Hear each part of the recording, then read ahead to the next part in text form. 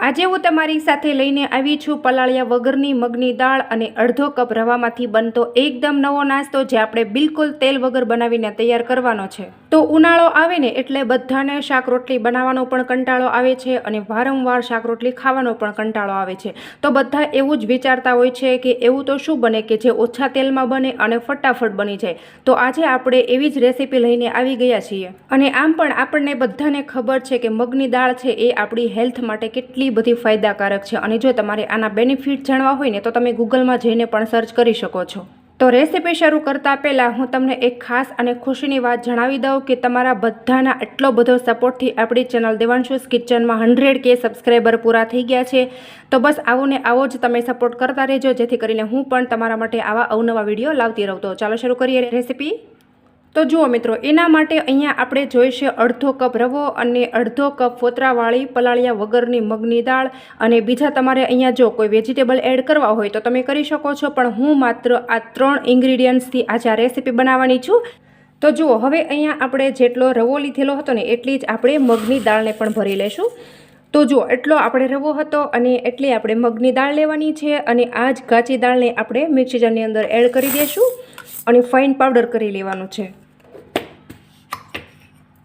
અને ત્યાર પછી આપણે આ રીતનું એક મોટું બાઉલ લેશું, એની અંદર આપણે રોટલીનો લોટ ચાળવાનો ચાળો લેશું અને એની અંદર જે આપણે આ પાવડર કરેલો છે એને ચાળી લેશું, એટલે મોટો મોટો ભૂકો હોય એ અંદર રહી જાય અને ઝીણો જે લોટ હોય એ નીચે આવી જાય। તો આ રીતે આપણે ચાળી લેશું।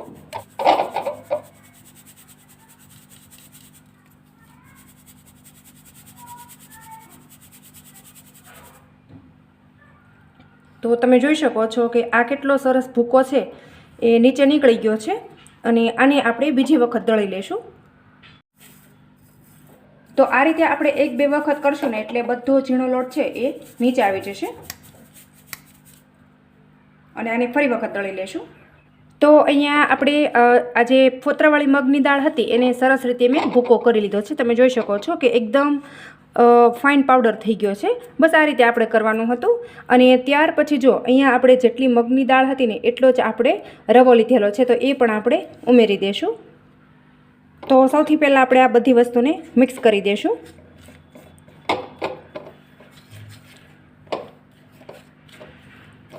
તો જુઓ, અત્યારે મારે અડધો કપ રવો અને અડધો કપ પલાળ્યા વગરની ફોતરાવાળી મગની દાળ, તો આ બંને વસ્તુ થઈને 1 કપ જેવું અત્યારે મારે થયું છે।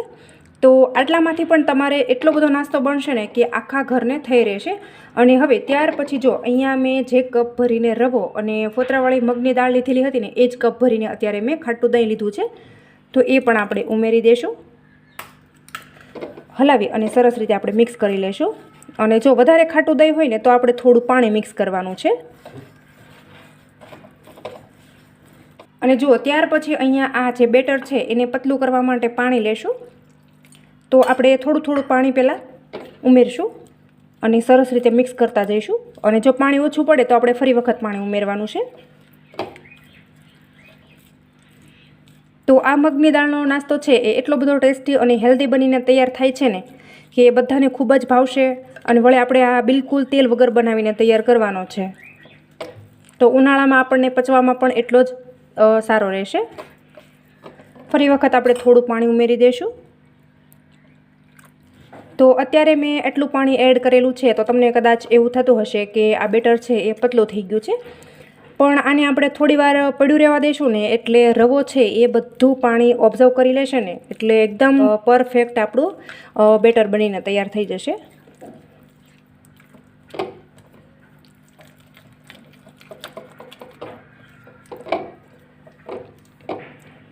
તો હવે અહીંયા તમે જોશો કે આપણું મિશ્રણ છે એ રેડી થઈ ગયું છે।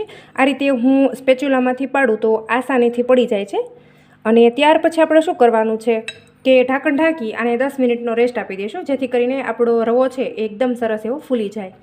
તો હવે આને આપણે થોડી વાર ઢાંકણ ઢાંકી અને રહેવા દઈશું, 10 મિનિટનો આને રેસ્ટ આપી દઈશું। હવે જુઓ, અહીંયા 10 મિનિટ જેવો ટાઈમ થઈ ગયો છે અને હવે આપણે બેટરને ખોલી અને ચેક કરી લઈશું।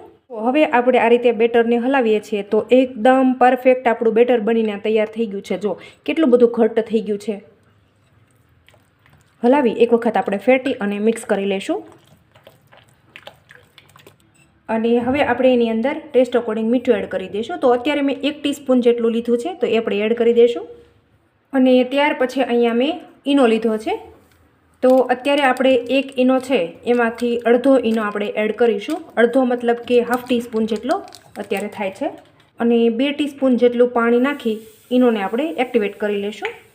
અને હવે ત્યાર પછી આપણે બધી વસ્તુને એકદમ સરસ રીતે મિક્સ કરી લઈશું. તો હવે તમે અહીંયા જોશો કે આપણે જેવો ઈનો એડ કર્યો ને એવું આ બેટર છે એકદમ સરસ એવું ફૂલી ગયું છે, મતલબ કે ડબલ થઈ ગયું છે. તો આ રીતે આપણે થોડી વાર એને હલાવીશું, લગભગ 1 થી 2 મિનિટ જેવું, અને ફટાફટ આપણે હલાવી લઈશું એટલે ઈનો અને મીઠું છે એકદમ સરસ એવું મિક્સ થઈ જાય. અને હવે અહીંયા મેં એક થાળી લીધી છે, તો એની અંદર આપણે 1 ટીસ્પૂન તેલ નાખી આ રીતે આપણે બ્રશની મદદથી ગ્રીસ કરી લઈશું. અને ત્યાર પછી હવે આ બનેલું બેટર છે એને પણ આપણે થાળીમાં ટ્રાન્સફર કરી દઈશું. તો આપણે બધું બેટર છે એક સાથે જ ઉમેરી દઈશું, કારણ કે થાળી મોટી છે એટલે બધું આરામથી સમાઈ જશે. તો હવે જુઓ તમે, અહીંયા મેં બેટર છે એ થાળીની અંદર નાખી દીધું છે, અને આ રીતે આપણે થોડું આઘા પાછી કરીશું ને એટલે બેટર એકદમ સરસ એવું થાળીમાં સેટ થઈ જશે. અને હવે જુઓ ત્યાર પછી અહીંયા મેં 1 ચપટી જેટલું મરચું પાવડર લીધો છે, તો એને આ રીતે આપણે થોડું થોડું બધી બાજુ સ્પ્રિંકલ કરી દઈશું. તો હવે જુઓ અહીંયા બધી વસ્તુ રેડી થઈ ગઈ છે, તો આને આપણે સાઈડમાં કરી દઈશું અને આપણે જઈએ ગેસ તરફ. તો જો હવે અહીંયા મેં ગેસ ઉપર પાણી છે એ પહેલાંથી જ ઉકળવા માટે રાખી દીધું છે, અને એની અંદર મેં આ રીતનું સ્ટેન્ડ રાખ્યું છે, અને પાણી પણ આપણું સરસ એવું ઉકળી ગયું છે. હવે ત્યાર પછી આપણે આ બેટર ભરેલી થાળી લેશું અને આ રીતે આપણે ગોઠવી દેવાની છે.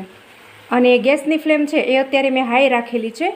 અને ત્યાર પછી જો આ રીતે મેં એક મોટી કાથરોટ લીધી છે, એને આ રીતે આપણે ઢાંકી દઈશું.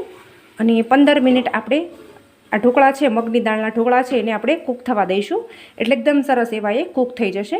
15 મિનિટ સુધી આપણે આને બિલકુલ ખોલવાનું નથી, અને ગેસની ફ્લેમ છે એ આપણે મીડિયમ ટુ હાઈ રાખવાની છે, જેથી કરીને ઢોકળા છે એ એકદમ સરસ એવા બફાઈ જાય, સ્ટીમ થઈ જાય.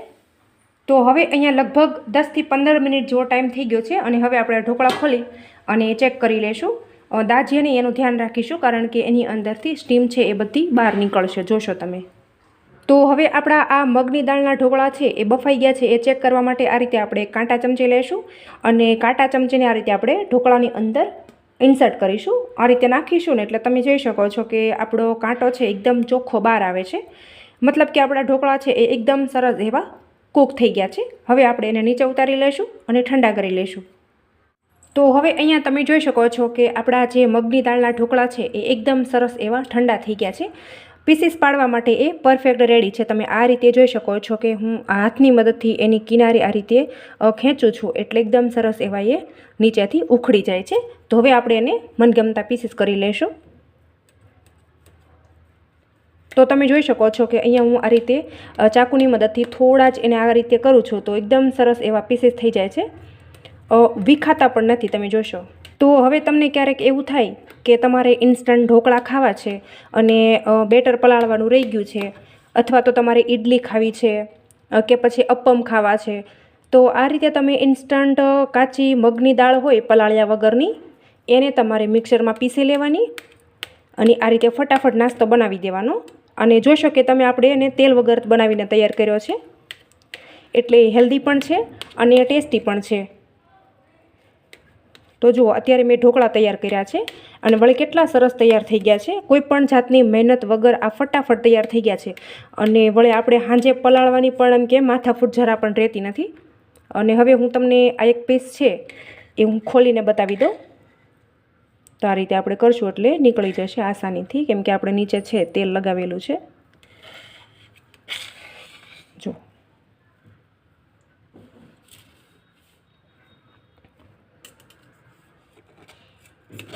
આ રીતે આપણે ઉખાડશું ને એટલે બધા ઢોકળા સરસ એવા ઉખડી જાય છે. અને તમે જોઈ શકો છો કે એકદમ સોફ્ટ બનીને તૈયાર થયા છે. વળી જોઈ શકો છો એકદમ સોફ્ટનેસ તો તમે જુઓ એની, અને જાળીદાર અને સ્પંજી બનીને તૈયાર થયા છે. તો તમે આની ઇડલીની રીતે પણ ખાઈ શકો છો, અથવા અપ્પમ બનાવવા હોય ને તો પણ તમે બનાવી શકો છો, અને ઢોકળા તરીકે ખાવા હોય તો તમે એ રીતે પણ ખાઈ શકો છો. અને આને તમારે કાચું શીંગતેલ હોય એની સાથે પણ સર્વ કરી દેવાના, અને આપણે લસણની ચટણી સાથે. તો હું આ ઢોકળા છે એને અત્યારે થોડો વઘાર કરું છું, એટલે એકદમ ટેસ્ટી એવા લાગે. ઇવન તમારે જો વઘાર ન કરવો હોય ને તો તમે આને આમનામ પણ ખાઈ શકો છો, પણ હું થોડો આને ચટપટા બનાવવા માટે વઘાર કરી દઉં છું. તો હવે આપણે જઈએ ગેસ તરફ. તો હવે અહીંયા તમે જુઓ, વઘાર કરવા માટે મેં એની એ જ કઢાઈ લીધી છે, કારણ કે એનું તળિયું છે એ થોડું કાળું પડી ગયું છે અને હું છે એ લીંબુ એડ કરતાં ભૂલી ગઈ હતી. તો આની આ જ કઢાઈમાં આપણે ઢોકળાનો વઘાર પણ કરી લેશું. તો આપણે તેલ ઉમેરી દઈશું. તો હવે અહીંયા તેલ ગરમ થાય પછી આપણે એની અંદર 1 ટીસ્પૂન જેટલી રાઈ ઉમેરી દઈશું. રાઈ સારી એવી ફૂટી જાય પછી આપણે એની અંદર જીરું એડ કરવાનું છે અને હવે આપણે જીરું ઉમેરી દઈશું. સાથે જ અહીંયા થોડા મીઠા લીમડાના પાન અને 1 મેં તીખું મરચું લીધું છે, તો એ આપણે ઉમેરી દઈશું. અને ત્યાર પછી આપણે તૈયાર કરેલા ઢોકળા છે એ પણ એડ કરી દઈશું અને હલાવી લેશું. તો આ રીતે તમે થોડો વઘાર કરશો ને એટલે ટેસ્ટ છે એનો ખૂબ સરસ એવો આવશે. અને ગેસની ફ્લેમ છે હવે આપણે બંધ કરી દઈશું, કારણ કે હવે આપણે ચાલુ રાખશું તો આપણા જે ઢોકળા છે એ આ કઢાઈ સાથે ચોંટવા લાગશે. તો આ ઢોકળા છે એ એટલા સરસ ટેસ્ટી અને હેલ્ધી બનીને તૈયાર થાય છે ને કે બધાને ભાવશે પણ ખરા. અને તમે સવારે નાસ્તામાં પણ બનાવી શકો છો, બાળકોને લંચમાં પણ આપી શકો છો. જ્યારે પણ તમને મન થાય ત્યારે તમે આ રીતે ઇન્સ્ટન્ટ બનાવીને તૈયાર કરી શકો છો. અને વળી તમને એમ થાય કે સાંજે તમારે કશુંક હળવું ખાવું છે તો પણ તમે આ રીતે બનાવીને તૈયાર કરી શકો છો. ખૂબ જ ઉપયોગી વિડીયો છે. તમારા ફેમિલી ફ્રેન્ડ સર્કલમાં પણ આ વિડીયો શેર કરી દેજો, જેથી કરીને એમને પણ આ ઇન્સ્ટન્ટ ઢોકળાની રેસિપી મળી જાય. તો બસ હવે આપણે ઢોકળાને વઘારી લીધા છે અને હવે આપણે એને પ્લેટમાં સર્વ કરી દઈશું. તો હવે અહીંયા તમે જોઈ શકો છો કે મેં ઢોકળાની પ્લેટને સરસ રીતે સજાવી દીધી છે અને ઉપરથી મેં થોડા લીલા ધાણા સ્પ્રિંકલ કરેલા છે. તો હવે તમને ગમે ત્યારે કંઈક ઇન્સ્ટન્ટ ખાવાનું મન થાય તો તમે આ રીતે પલાળ્યા વગરની મગની દાળના ઢોકળા બનાવીને તૈયાર કરી શકો છો. ખૂબ જ ટેસ્ટી અને હેલ્ધી બનીને તૈયાર થાય છે. તો જુઓ મિત્રો, તમને મારી આજની આ નવી રીતે ઢોકળા બનાવવાની રેસિપી કેવી લાગી ને એ મને કમેન્ટમાં તમારો ફીડબેક જરૂરથી આપજો. અને તમે વિડીયો ક્યાંથી જુઓ છો ને એ પણ મને કમેન્ટમાં લખવાનું બિલકુલ નહીં ભૂલતા મિત્રો. તો બસ હવે તમે મારી ચેનલને સબસ્ક્રાઈબ ન કરી હોય તો બાજુમાં રહેલી ઘંટી દબાવી તમે મારી ચેનલને સબસ્ક્રાઈબ કરી લેજો અને આવો ને આવો જ તમે મને સપોર્ટ કરજો. Thank you.